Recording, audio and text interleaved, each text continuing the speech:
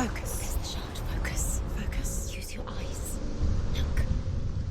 Get closer. A king in the north forced the dwarves to make a sword that would never fail and never rust, and that would slice through iron and stone and bring victory to its bearer. But the angry dwarves cursed it. It would be the death of a man every time it was drawn, and it would be the death of the king. Let me tell you about the sword Tyrving.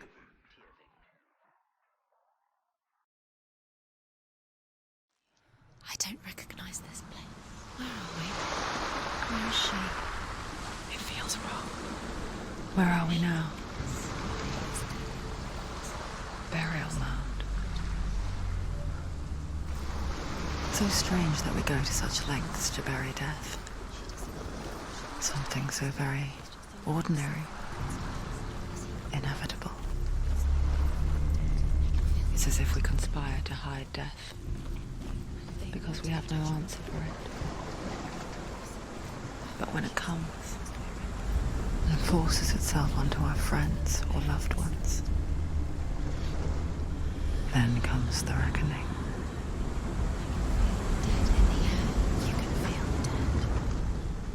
Senua, you remind me of a story that the Northmen tell about a young woman warrior. Her name is Herver, the daughter of a berserker born after he was killed. She's a wild, willful child who teaches herself to fight with weapons. When she learns where her father is buried, her only desire is to reclaim the treasure buried with him, but above all, the sword, Tyrving. Don't go in there. Go in. You have to go in. Take the torch. It's too dark. Take it. This will help you. Careful. You have to be able to see.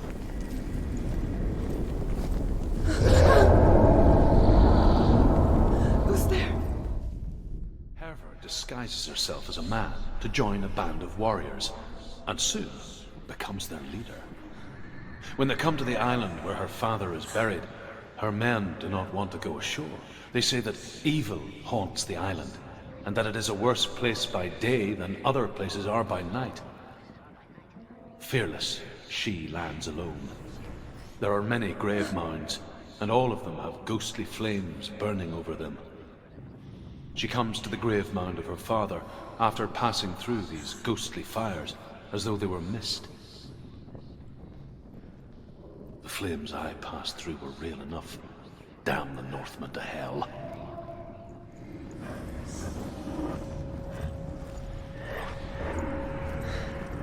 Dillian wants me to face my fears.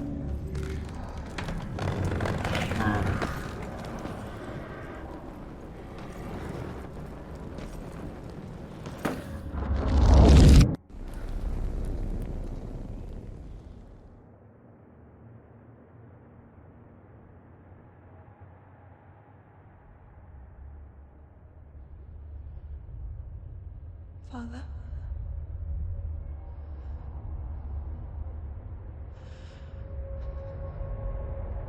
I'm leaving. I've decided. I think it will be good for me.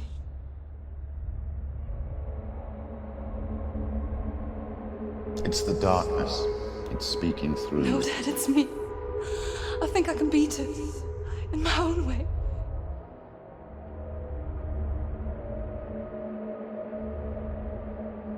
I can see the darkness in your eyes, child. I met a boy. Boy. The chieftain's son. No. He said he could help me. It's a trick. He said I could be normal. Normal. Yes. No boy is going to save you. No one can. When they see the rot growing inside you, No! they will turn their back on you. The gods can only fix you through my hand. You're going nowhere. No. You will not defy the gods.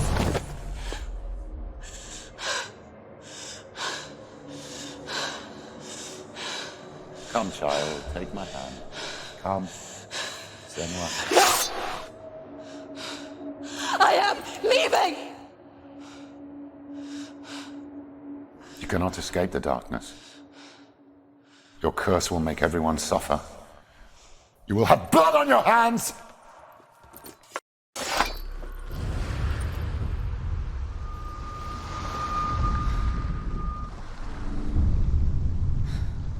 I saw once a plague strike northern lands of ice. It was so terrible that not the oldest man among us could remember the like. Hundreds died. The sickness took nearly every person younger than 40 and many older, and where dying mothers gave birth, the marks of the plague were on the babes as they came out of the womb.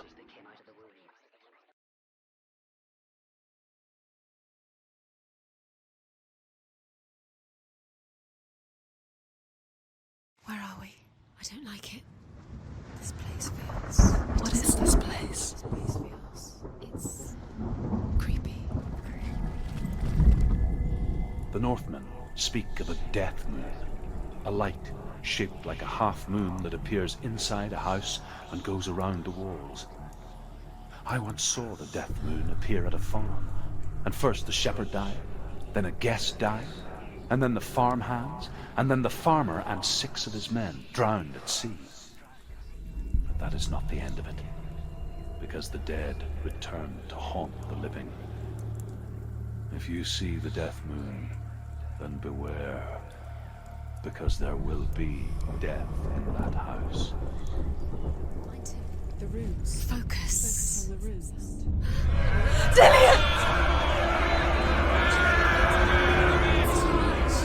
They're coming for me! I'm dying. It's too much. Someone's calling me.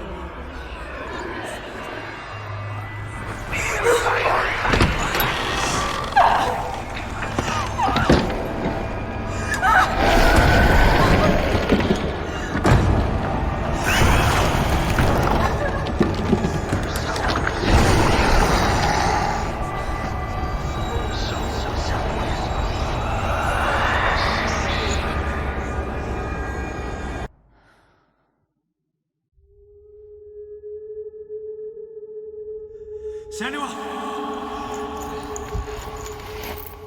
Senua! What happened?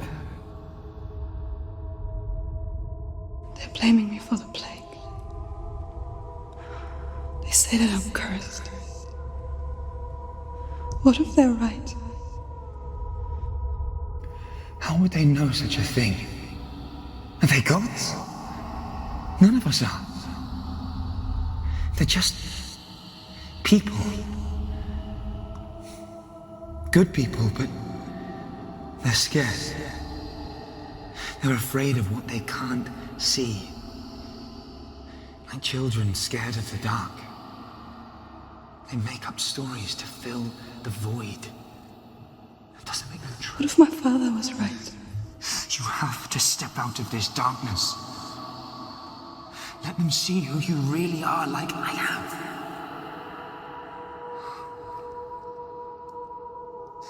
You're not a monster.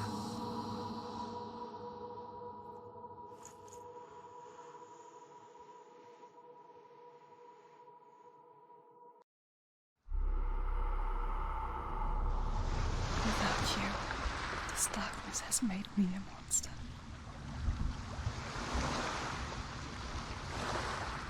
What if this is pointless? What if you're wrong? What if this has nothing to do with the sword? What if we're wrong? The sword will never.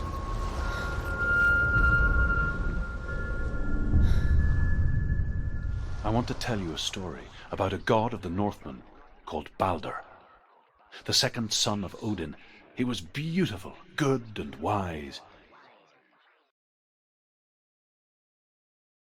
He was fair of feature, he spoke fair words, he gave fair judgments. Light shone from him. Only good things were told of him. Yet he was the first of the gods to die.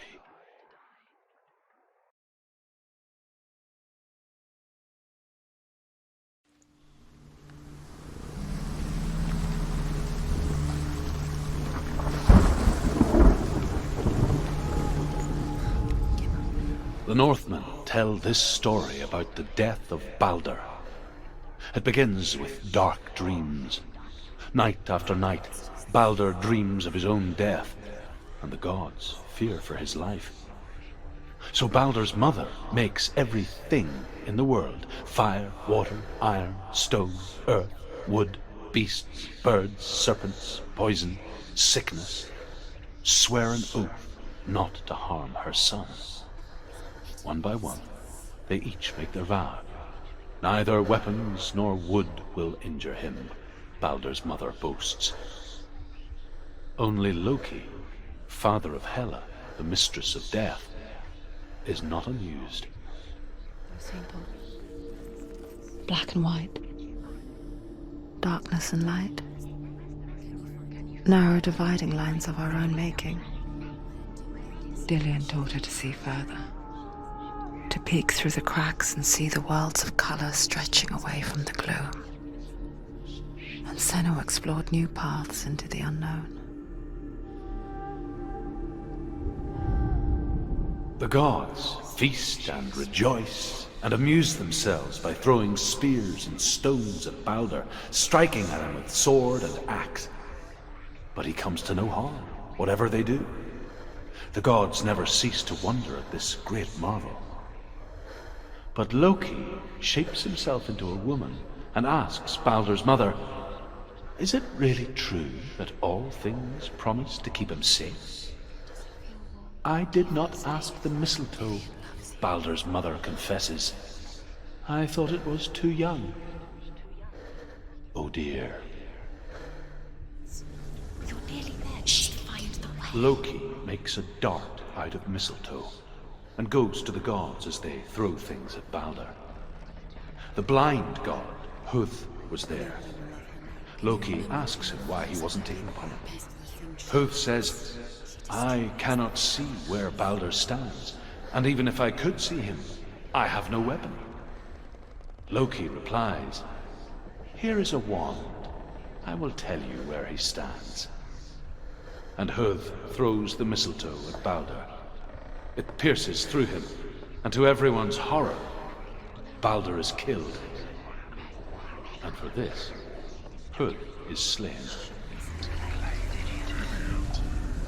The Northmen tell how the gods mourned Balder. His body was to be burnt on his ship, but they could not manage to push it into the sea, and sent for a giantess to do it. She comes riding a wolf and has vipers for her reins. She pushes Balder's ship into the sea with such force that the ground shakes and the rollers burst into flames.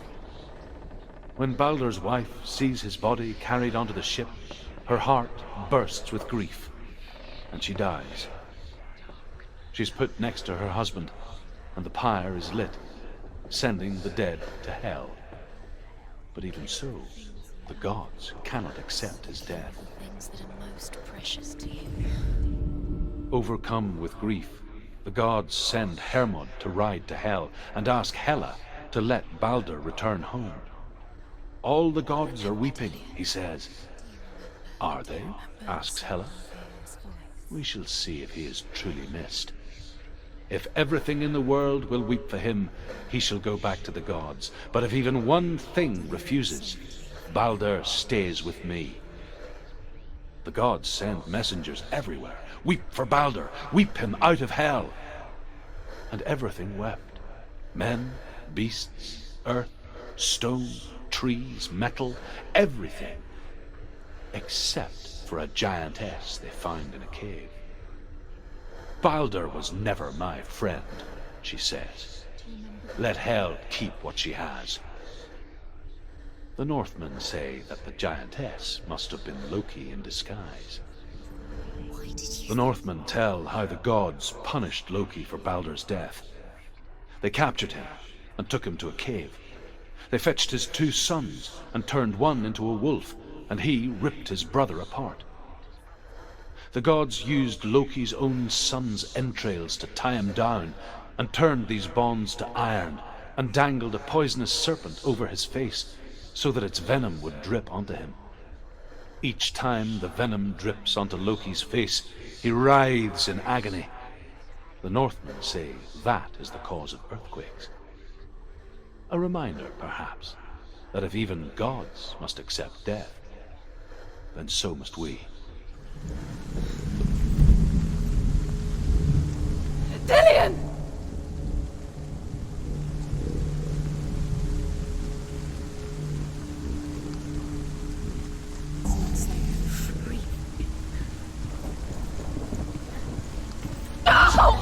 Where's he gone? It's your fault. He's disappeared. You've lost him to the sea. He's gone. You've lost him to him. Just gone to the water. He's drowned.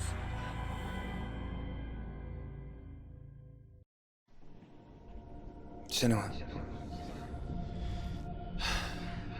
your father cannot understand your darkness. He cannot see through your eyes. No one can. My own father was born blind. Doesn't have the faintest idea of what the night looks like. The word dark to him means as little as the word light. So someone is afraid of the dark. Should we fix them by taking away their sight? Would you give up the beautiful world that you, and only you, can see just to be rid of your nightmares?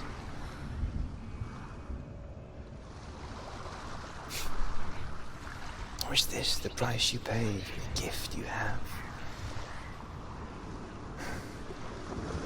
A gift that makes you so special in my eyes. Just another part of the person I love.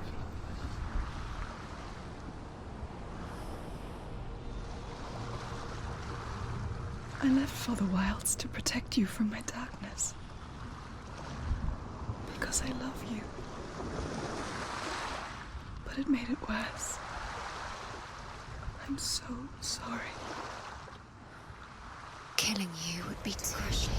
They want your body, they want your soul, they want your mind. The Northmen say that their Allfather, Odin, gave his eye in exchange for a drink from Mimir's well, the Well of Wisdom.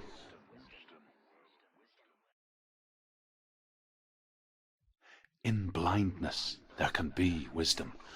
Only by giving can you receive in return.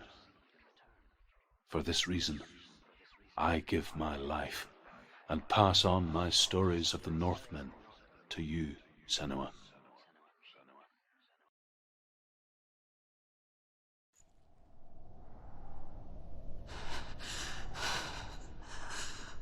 Where am I?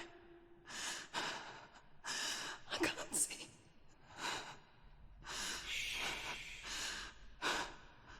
Who's there? Can you hear me? Dillian. I'm right here. Can't you see me? No. Help me. Breathe slow. It's the darkness. Stay still. Empty your thoughts.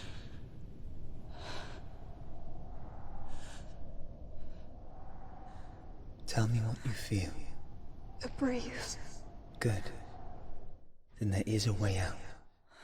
I can't tell where it comes from. Yes, you can.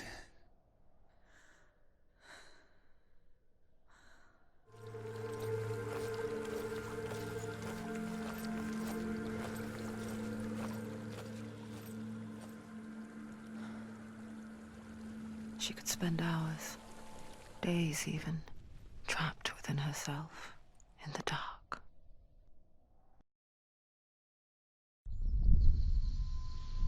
You see me? Yes. Your eyes were open, but you were gone. And when it finally let her go, she could be anywhere, with no memory of how she got there. When it comes for me, I have no power over it. But here, for the first time, someone was there to help. But I heard your voice. You brought me back. You found your own way back. All you needed was a little help. A little hope.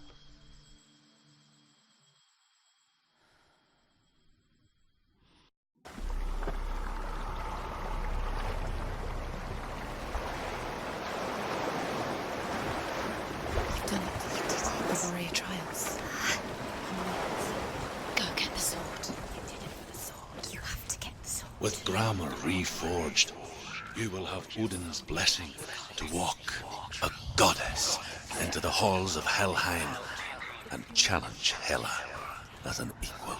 So Dillion was helping me. And the sword will lead me to him. Like when we first met. Dillion gave her the strength to pass the warrior trials, and she saw a way out. To leave her past behind and become a warrior in Dillion's clan. Go back. It's not safe. The sword is tainted by the gods of darkness. Leave it. No. He left it here. He wants me to take it. You will pay a price for this.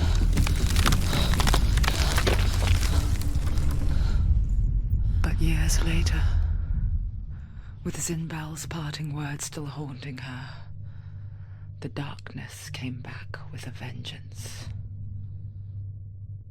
A plague. Dillion? Everyone suffered. My father was not supposed to die like this.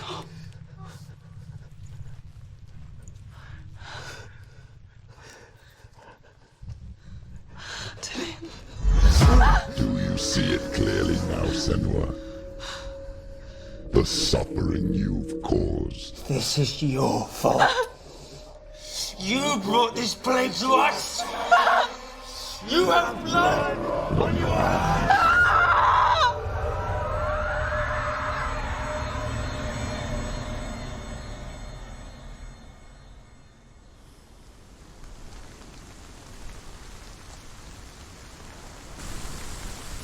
They're coming for you now. They're coming.